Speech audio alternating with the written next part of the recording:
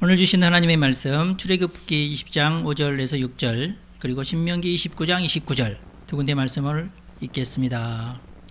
그것들에게 절하지 말며 그것들을 섬기지 말라. 나 내 하나님 여호와는 질투하는 하나님인즉 나를 미워하는 자의 죄를 갚되 아버지로부터 아들에게로 3, 4대까지 이르게 하거니와 나를 사랑하고 내 계명을 지키는 자에게는 천대까지 은혜를 베푸느니라. 감추어진 일은 우리 하나님 여호와께 속하였거니와 나타난 일은 영원히 우리와 우리 자손에게 속하였나니 이는 우리에게 이 율법의 모든 말씀을 행하게 하심이니라. 아멘. 다스리시는 하나님, 이런 제목으로 말씀을 드리겠습니다. 우리 하나님은 다스리시는 하나님이시죠. 오늘 말씀의 주제가 삼위일체 하나님인데요. 그래서 우리 삼위일체 하나님 중에서 우리 하나님의 역할은 이제 다스리시는 건데, 온 우주를 다스리시는 하나님이신데, 그러면 우리는 어떻게 하시느냐? 우리는 어떻게 다스리시느냐?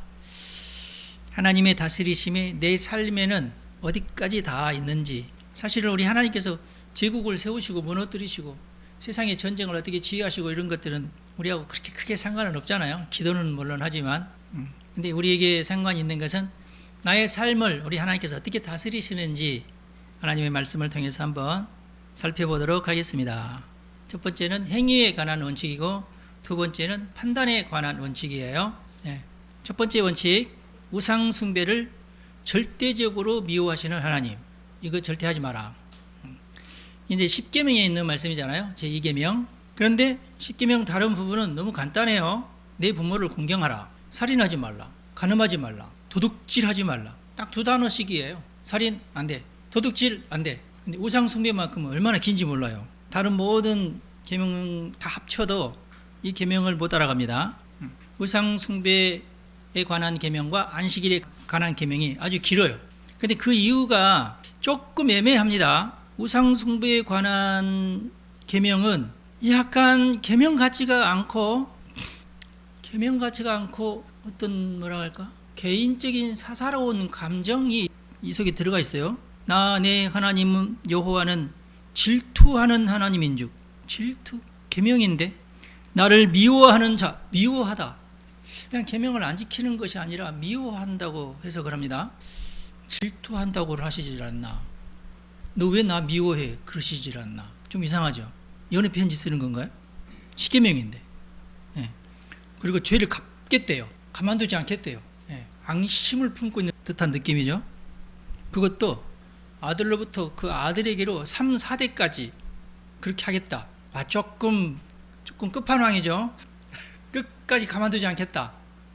왼수졌나? 그런데 그 뒤가 이제 반전입니다. 나를 사랑하고 내 계명을 지키는 자에게는 천대까지 은혜를 베풀겠다 그랬어요. 3, 4대와 천대. 약간 저울이 이상하죠? 이게 계명이에요. 이게 이런 어떤 법률에도 이런 말은 없을 거예요. 그렇죠? 우리나라 법률에도 세계 어느 나라 법률에도 이렇게 조금 좀 감정적이면서 조금 치정적인 이리 갔다 저리 갔다 하는 그런 어떤 좀 이상하죠? 도둑질하지 마. 이건 좀 계명 같죠? 우상 숭배하지 마. 이러면 되는데 거기에는 이제 토를 다루셔가지고 나는 질투하는 자인데 나를 미워해? 내가 가만두지 않겠어. 이래가지고 3, 4대까지 내가 두고 보겠어. 그런데 계명을 지키는 자는 천대까지. 천대까지만 베풀고 한 대째는 안 베풀겠다는 뜻인가요? 이건 순전히 감정적인 표현이에요. 영원이라는 뜻이죠. 이게 왜 여기에만 이런 말이 붙었을까요? 이런 표현이 아주 특별하죠. 이것은 우리 하나님께서 여기에 아주 집중적으로 주목하시면서 관심을 갖고 계신다 그런 뜻이에요. 그리고 갚겠다 이 단어가 원래 이 히브리어의 뜻은 살핀다, 점검한다, 기록된 장부를 확인한다. 너 언제 이렇게 하면서 너 전에도 이랬는데 이렇게 하고 네 아버지도 이랬는데 너도 이렇게 보신다는 거예요. 장부를 보신다는 거예요. 그런데 이게 사무적 점검이 아닙니다. 왜냐하면 이게 질투하신다는 말이 그 단어가 들어갔기 때문에 그렇습니다. 이 사무적인 표현이 아니에요. 뭔가 어떤 열정을 가지고 눈을 막 부라리면서 눈 흰자가 막 빨개지면서 본다는 거예요. 우리를 지켜본다는 거예요. 질투 때문에 그 집 사람들에게서 눈을 떼지 못하신다는 뜻이죠. 그러니까 이제 3, 4대까지 내가 벌 주겠다 하는 것도, 또 1000대까지 내가 또 은혜를 베풀겠다 이런 것도. 근데 여러분, 이게 어디에 더 강점이 있어요? 여러분, 3, 4대의 강점이 있어요? 1000대의 강점이 있어요? 우리가 흔히 이 말씀을 듣고 아이고 무서워, 협박을 하네, 그럴 수 있어요. 근데 3, 4대와 1000대에서 갈립니다. 어디에 방점이 있어요? 1000대예요, 여러분. 우상 숭배만 하지 않으면 내가 1000대까지 나의 모든 마음을 다해서 너희들에게 복을 주겠다는 거예요. 거기에 방점이 있어요. 근데 이제 우상 숭배자들은 어디에 마음이 막 혼란스러워요? 3, 4대. 내가 잘못했는데 내 새끼들까지. 이건 그러니까 우상 숭배를 하시는 분들에게는 이게 아주 이게 저주스러운 말이죠. 여러분들은 다행히 그 속에 들어가지 않아서 다행입니다. 그 속에 들어가신다면은 문제죠. 다시 말해서 이 말씀은 회초리를 들고 계시는 하나님의 모습이 아니라 나는 너희들에게 무한정 복을 베풀고 싶어하는 자이다 하는 것을 강조하는 말씀이에요. 그러면서 그러니까 절대 이건 하지 마 하면서 우리를 이제 단돌이 하는 그런 모습이죠. 그러면 우리 하나님께서는 왜 이렇게 장부에 적어 가면서까지 우상 숭배 목록을 기록하고 계시는 걸까요? 이유가 뭘까요? 본문에 나와 있죠. 질투 때문입니다. 질투 나쁜 거죠. 근데 이 질투 자연스러운 거 아니에요? 남편이 바람 피워. 질투 이게 나쁜 거야. 난 질투 안 할래. 여러분 그러실래요? 그것이 더 웃긴 거예요. 괜히 친구를 질투하는 것은 이건 좀 오버한 거죠. 그러나 아내가 바람 피워, 남편이 바람 피워. 나는 성인군자야. 난 질투 그런 거 안 할 거야. 더 이상한 거예요. 그래서 이것은 관계에 있어서, 친밀한 사이에 있어서 질투는 너무나 당연한 것이다. 우리 하나님은 당연한 질투를 지금 하고 계시는 겁니다. 여러분, 아내가 절도를 했어요. 안 될 일이죠. 아내가 간음을 했어요. 이건 눈깔이 뒤집힐 일이죠. 그렇죠? 절도하는 것은 왜 그랬냐고, 내가 뭐 벌어준 것이 뭐 시원찮아? 뭐 이럴 수 있어요. 근데 간음을 했다. 이건 이제 이건 정말 심각한 거죠. 근데 우리 하나님이 뭐 다른 계명은 거기에 대해서 질투 뭐 이런 단어 안 쓰는데 우상 숭배만큼은 질투라는 단어를 막 들먹이는 거예요. 이게 굉장히 이 부분에 대해서는 하나님께서 민감하시다는 뜻이거든요. 그리고 우상 숭배한 사람뿐만 아니라 그 자녀들에게까지도 하나님은 매서운 눈으로 지켜보신다는 거예요. 쟤도 그러는가? 자기 아버지가 했던 것처럼 그 아들도 그러는가? 이것을 계속 따라가면서 지켜보신다는 거예요. 그런 의미입니다. 여러분, 우상 숭배가 뭐예요? 다른 신을 섬기는 건데 하나님 입장에서 볼 때 다른 신이 있어요? 없어요? 없어요. 그냥 우상이에요. 우상이라는 게 뭐예요? 어리석은 상. 그러니까 없는데 만들어 놓은 상이거든요. 그러니까 우상 숭배라는 것은 사실 우리 마음속에 우리가 만들어낸, 내가 만든 신이에요. 근데 신은 내가 만들 수 없잖아. 내가 만들면은 그건 신도 아니죠. 사실은 신은 뭔가 나보다 차원이 높으신 분인데 내가 내 마음속에서 만들었다는 것은 이 신은 내가 만들었으니까 내가 컨트롤하는 신이 되는 거예요. 그럼 신도 아니죠, 사실. 그래서 이게 우상 숭배라는 것은 말이 안 되는 어떤 행위, 하나님 편에서는 이거 말도 안 되는 이상한 행동이에요. 근데 왜 우상을 숭배합니까? 이걸 우리가 잘 살펴봐야 됩니다. 그리고 하나님께서 살피신다고 하는 것, 이 갚았다는 말이 사실은 살피신다는 말이거든요. 뭘 살피실까요? 그 아버지, 그 아들이구만. 핏줄은 속일 수 없어. 우리 흔히 그러잖아요. 그 핏줄을 살핀다는 말이 아니에요. 그 DNA를 살피는, DNA가 저러니까 우상을 숭배하지. 이게 아니에요, 여러분. 그 사람의 행위를 보신다는 뜻이에요. 그 사람의 행위. 아버지가 저렇게 했지만 나는 그렇게 하지 않을 거야. 할 수 있어요. 어쩔 수 없어. 나는 핏줄이 아버지의 핏줄이라서 어쩔 수 없이 나는 똑같이 해야 돼. 여러분 그러나요? 아니야. 우상 숭배만큼은 그렇지 않아요. 그래서 유대 전통에는 이런 게 있어요. 라시라는 유명한 유대 신학자가 있었는데 하나님을 미워한다는 것은 뭘 말하느냐? 조상의 우상 숭배의 그 행위를 그 후손이 자기 손에 그것을 붙들고 있는 자라고 해석을 했어요. 그러니까 자기가 자단해서 아버지가 했던 것을 자기도 한다는 뜻이에요. 아버지가 했던 것처럼 나도 해야지. 자기가 결단을 해서 그 행위를 이어받는 행위를 말합니다. 그것을 우상 숭배의 저주로 보신 거예요. 그러니까 이것은 핏줄로 이어받는 게 아니에요. 그러니까 모든 자손들이 똑같이 그대로 하는 것이 아니에요. 자동적으로 그렇게 하는 것이 아니다. 본인 스스로가 자단을 한다. 그런 뜻이에요.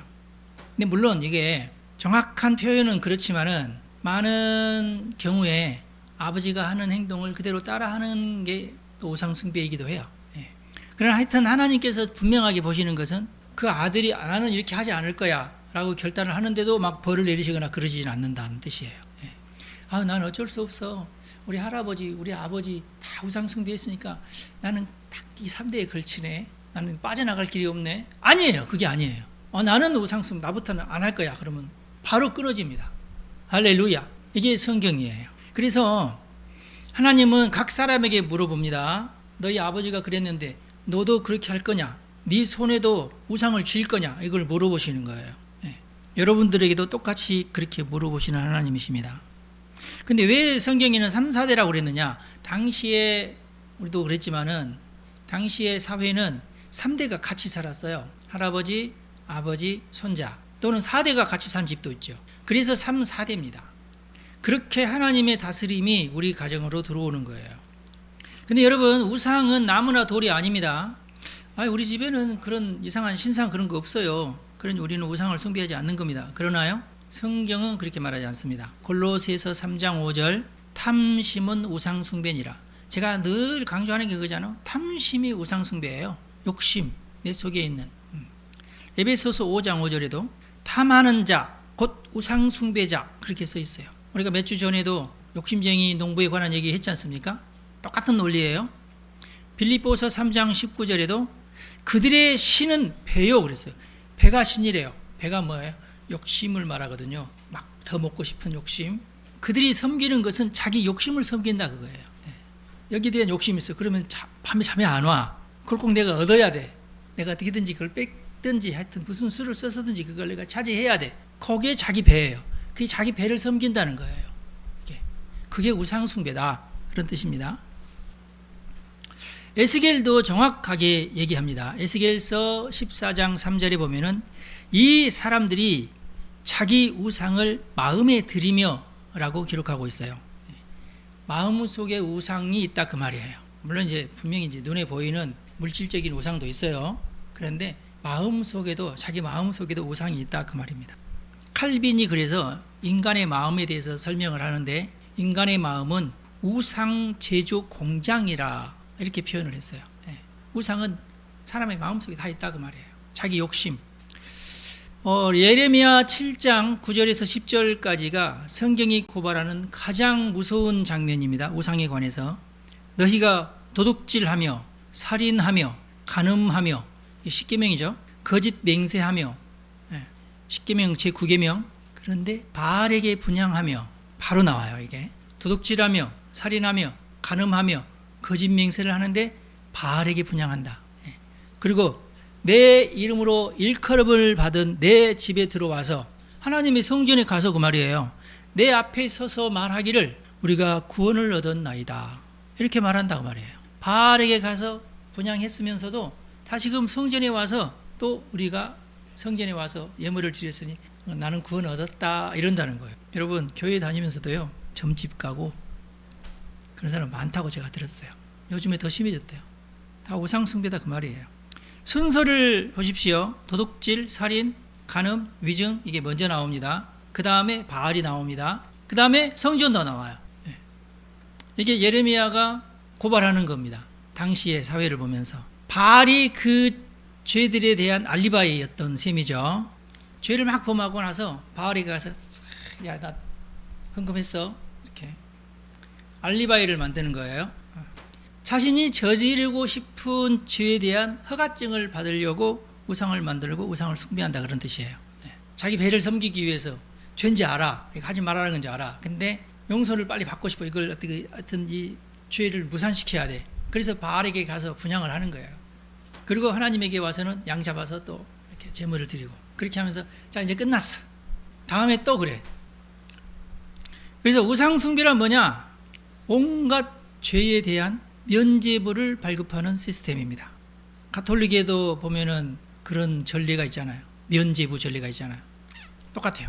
우상 숭배가 뭐예요? 내 욕심을 숨기기 위해서 죄를 짓고 야, 이 정도는 다 이 정도 유정하잖아 다 이렇게 하면서 죄를 짓고 가가지고 회개하고 무당한테 가서 또 이렇게 물어보고 아유 조금 찝찝한데 가서 헌금 더 많이 해야지 이 정도 했으면 됐지 뭐. 예수의 보혈로 이렇게 하면서 그게 우상 숭배예요. 그게 굳이 내 집에 뭐 어떤 우상이 있지 않아도 내 마음속에 우상을 숭배하는 어떤 시스템이 내 마음속에 있는 거예요. 그냥 이 정도 죄를 범했으니까 기부단체에 좀 내가 기부 좀 하지. 내가 이번에는 1,000만 원 벌었으니까 한 100만 원 정도 기부하고 뭐 그러면서 마음의 짐을 탁 털어내는 거야.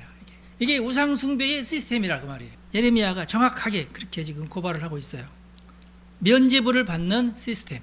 그래서 아이가 물려받는 것이 뭐냐? 단순히 우상을 숭배하는 그런 어떤 그 행위가 아니에요.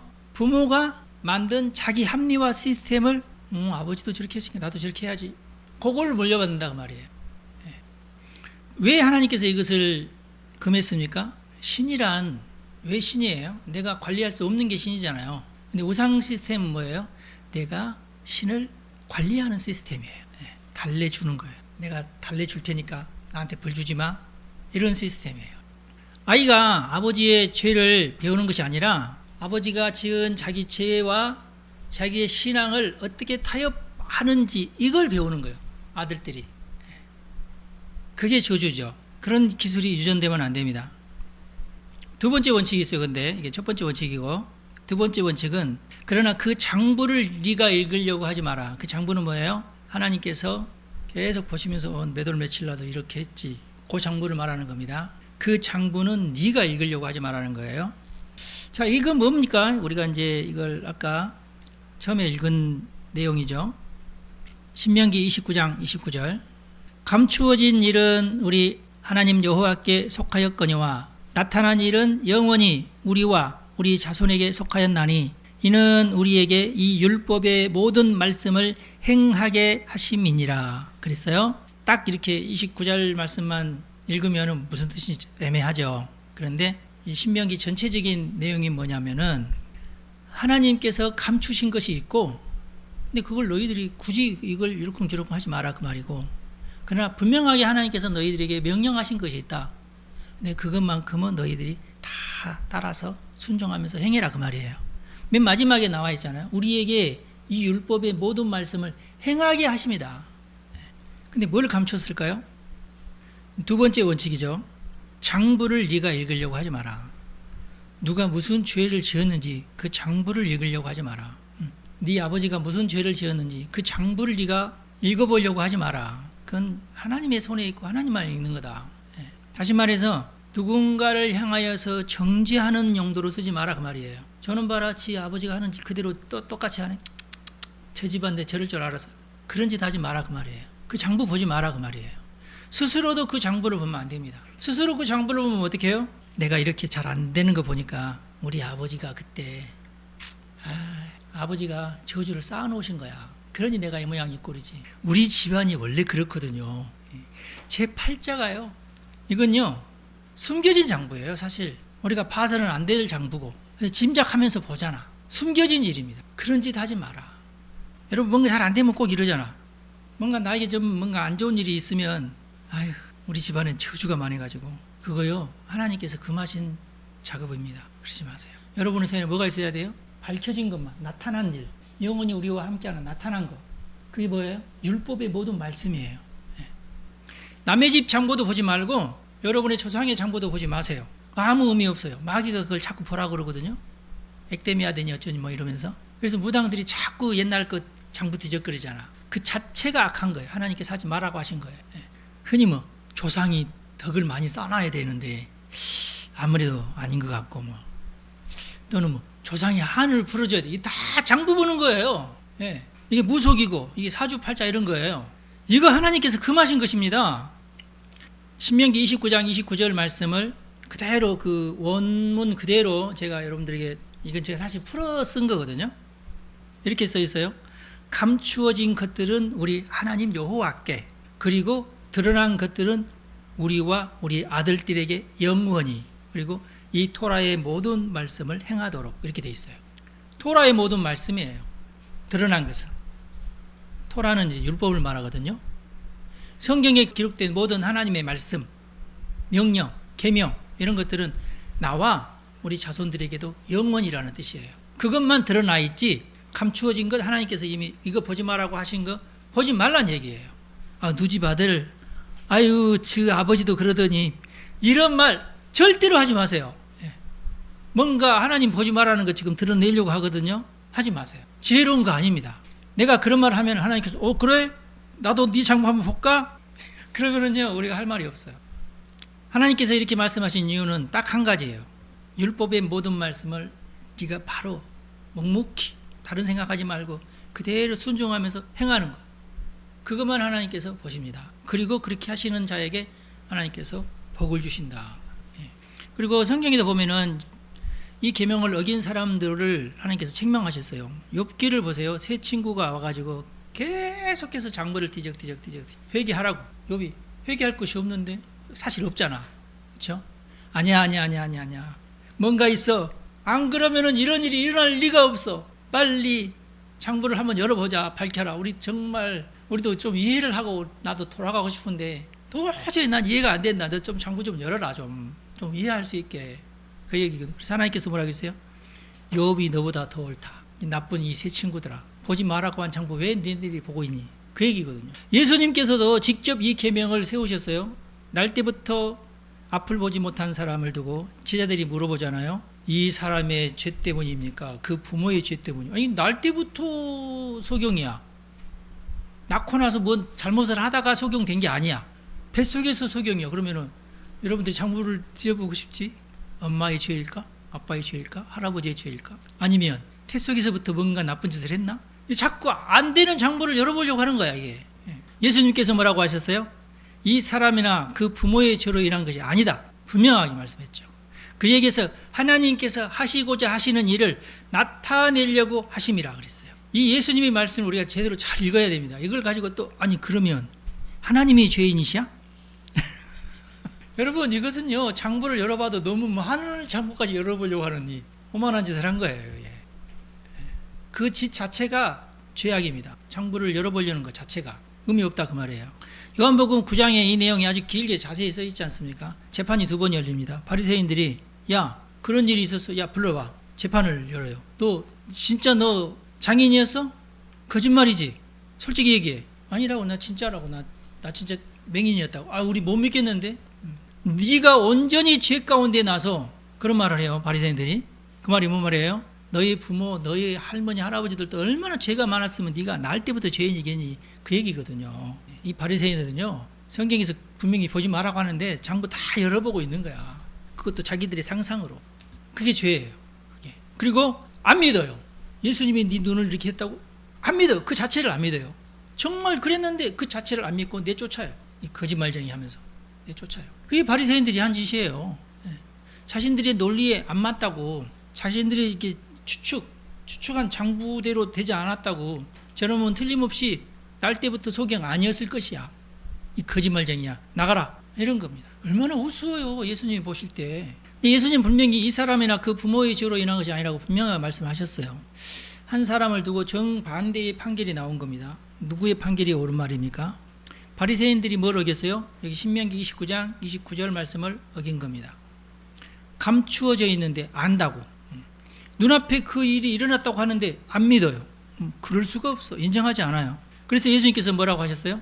본다고 하니 너희 죄가 그대로 있느니라. 너희들이 그걸 다 안다고 하니까 너희는 눈을 뜨고 있으면서도 너희들은 눈을 뜨지 못하는 봉사나 똑같아. 그러니까 너희들의 죄를 사함받지도 못해. 그러나 예수님은 과거를 캐는 것을 끊으셨어요. 그리고 시선을 그 사람의 미래로 향합니다. 너는 앞으로 보게 될 거야. 뒤에 무엇이 있었느냐가 중요하지 않아요. 너는 앞으로 이렇게 될 것이다가 중요한 거예요. 고린도전서 4장 5절에도 그러므로 때가 이르기 전 곧 주께서 오시기까지 아무것도 판단하지 말라 그랬어요. 근데 이단들은 자꾸 예수님이 언제 오신다 판단하잖아요. 놀랍죠? 지금도 그런 사람도 많아요. 그리고 이 신명기 29장 29절의 이 원칙이 우리를 보호합니다. 우리가 이 말씀을 그대로 믿고 이 말씀대로 순종하며 살면 여러분들은 자유함을 얻습니다. 조상 탓하지 않아요. 일이 안 풀릴 때마다 아버지 원망하고, 역시 우리 집안은 이런 어떤 이상한 생각을 하고. 근데 여러분, 그런다고 해서 뭐 달라져요? 삶이 더 좋아집니까? 아니요, 더 나락으로 빠집니다. 해결책 없어요. 원망한다고 뭐가 해결돼요? 평생 자기는 그 원망 속에 갇히게 됩니다. 하나님께서 우리를 그 감옥에서 건지시기 위해서 이 계명을 주셨어요. 그 장부는 내 것이니까 너희는 읽지 마라. 그래서 이 말씀이 우리를 지키시는 울타리가 됩니다. 앞으로 절대 그렇게 생각하지 마십시오. 그렇게 생각이 되더라도 아니야, 이건 아니야. 우리가 그렇게 생각하거나 그렇게 말하면 안 돼. 누구 앞에서도 그런 식으로 말하지 마십시오. 그리고 우리가 할 일이 뭐예요? 탑이 남아 있어요. 겸손하게 우리에게 이 율법의 모든 말씀을 행하게 하시는 그대로만 따라하면 됩니다. 이게 저주에서 벗어나는 유일한 길이에요. 예수님의 보혈을 의지하시기 바랍니다. 사랑하는 성도 여러분, 하나님의 다스리심이 여러분의 가정에 임하시기를 바랍니다. 그 가정이 복된 가정이에요. 첫 번째 원칙 잊지 마십시오. 하나님은 지금도 우리를 살펴보고 계신다. 그 눈길은 감독관의 눈길이 아니에요. 배신당한 남편이 차마 눈을 떼지 못하고 아픈 응시입니다. 아픈 응시. 우리가 죄를 지으면 아프게 우리를 바라봐요. 그리고 하나님께서 정말 보시고자 하는 것은 우리 지난 날이 아니에요. 내 손에 뭐가 들려있느냐, 우상이 들려있느냐, 내 마음속에 뭐가 있느냐, 죄가 있느냐, 그걸 보시는 거예요. 하나님께서 계속 진행형이거든요. 계속 살피신다는 얘기는 우리를 포기하지 않는다는 뜻이에요. 하나님은 절대 우리를 내버려 두지 않습니다. 로마서 1장에 말씀하고 있죠. 가장 무서운 심판은 하나님께서 우리의 가정에 개입하시는 것이 심판이 아니에요. 하나님께서 우리 가정을 내버려 두시는 거예요. 그게 심판입니다. 하나님께서 여러분들을 잘 살피신다는 것, 이게 은혜입니다. 그리고 두 번째 원칙을 지켜야 됩니다. 남의 장보를 읽지 말고 내 장보도 읽지 말고. 내 신세가 왠지 처량해, 그런 느낌이 드는 순간 여러분들은 스톱해야 돼요. 처량하지 않습니다, 여러분. 내 자신이 초라하다는 느낌이 들 때 어떻게 해야 돼요? 내가 지금 소홀하게 여기는 계명이 뭐지? 계명을 먼저 생각해야 돼요. 내가 순종해야 될 것이 뭐지? 그걸 먼저 생각해야 돼요.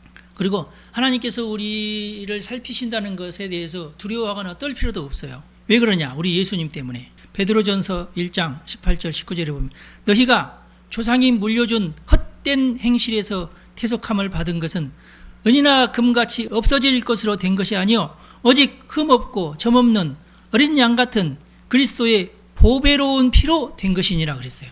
이미 예수님께서 십자가에 달려 죽으셨어요. 우리 모든 저주를, 미래의 저주까지 싹 끊기 위해서 그렇게 하셨어요.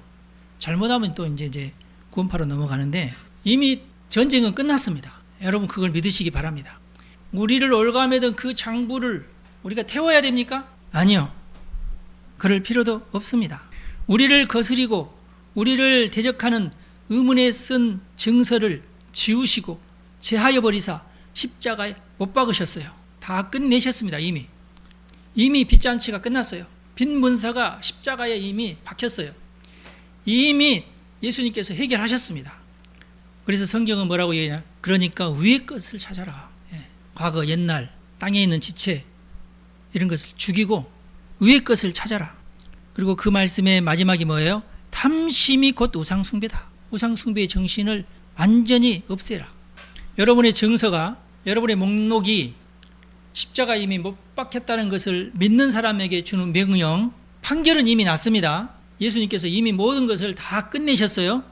그러니까 여러분들 이제부터 싸우시기 바랍니다. 죄와 싸우십시오.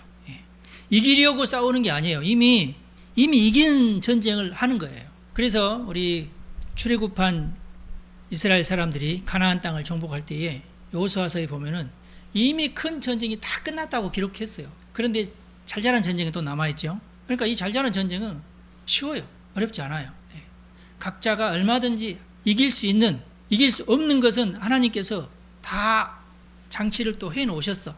충분히 이길 수 있도록 해놓으셨어요. 절대로 포기하지 마십시오. 내 인생이 여기서 끝이다. 절대로 그렇게 생각하거나 그렇게 말하지 마세요. 생각도 하지 마시고, 스스로도 그렇게 생각하지 마시고, 친구에게 나는 이제 끝난 것 같아. 여러분 절대로 그건 아니야. 예수 믿는 우리는 이미 이긴 전쟁을 계속하는 겁니다. 매일 회개해야 하는 이유가 여기 있어요.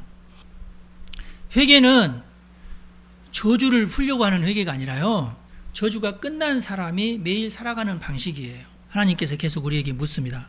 조상이 했던 것처럼 너도 그럴 거냐고. 여러분은 어떻게 답하실랍니까? 아닙니다. 제 손에는 지금 우상이 쥐어진 게 아니라 예수님의 옷자락이 내 손에 쥐어져 있습니다. 그게 여러분의 고백이 돼야 돼요. 혈루병을 앓는 여인, 너무 부끄러워. 자신이 너무 부끄러워. 그렇지만 이 여인이 어디를 붙잡았어요? 그 옷자락을 붙잡았어요. 그 옷자락이라는 게 그냥 옷을 붙들었다는 얘기가 아니고, 예수님은 그 옷자락에는, 이 유대인들은 옷자락에 뭐가 있어요? 토라, 성경 말씀, 하나님의 말씀이 옷자락에 있어요. 그래서 그 옷자락을 붙잡는다는 것은 얼마나 소중했으면 옷에다가도 성경 말씀을 기록했겠어요. 이 성경 말씀을 붙들겠다는 거예요. 다른 것을 붙드는 게 아니라 성경 말씀만 붙들고 살겠습니다라는 뜻입니다. 이게 여러분들의 고백이 돼야 돼요. 나도 다른 모든 어떤 저주니 어쩌니 쓸데없는 소리, 무당의 소리, 이건 난 붙들지 않고 오직 하나님의 말씀만 붙들고 살겠습니다. 이런 고백이 여러분들이 해야 될 승리의 고백입니다. 기도하겠습니다. 살피시는 하나님 아버지, 주님이 우리 집을 보고 계신다는 사실 앞에 오늘 우리가 서 있습니다. 우리 손에 무엇이 쥐어져 있습니까? 죄를 짓고도 평안하다 말하는 무서운 기술, 아직 우리 안에 있지는 않는지 우리를 깨우쳐 주옵소서. 이 시간 회개합니다. 우리는 주님의 장부를 함부로 읽으려고 했습니다. 심지어 남의 불행에 이유를 붙였고 알 수 없는 것을 아는 척했습니다. 이것이 교만해서, 겸손이 부족해서가 아니라 계명을 어긴 것임을 이제 알게 되었습니다. 하나님께서 우리를 다스리는 두 가지 원칙 함께 지키기로 이 시간 결단합니다. 결단하는 우리 성도들을 우리 하나님께서 지켜주시고 복을 주십시오. 우리 손을 지켜주시고 우리 혀를 지키게 하옵소서. 조상이 물려준 헛된 행실에서 우리를 건지신 보배로운 피를 의지하며 우리 주 예수님의 이름으로 기도합니다. 아멘.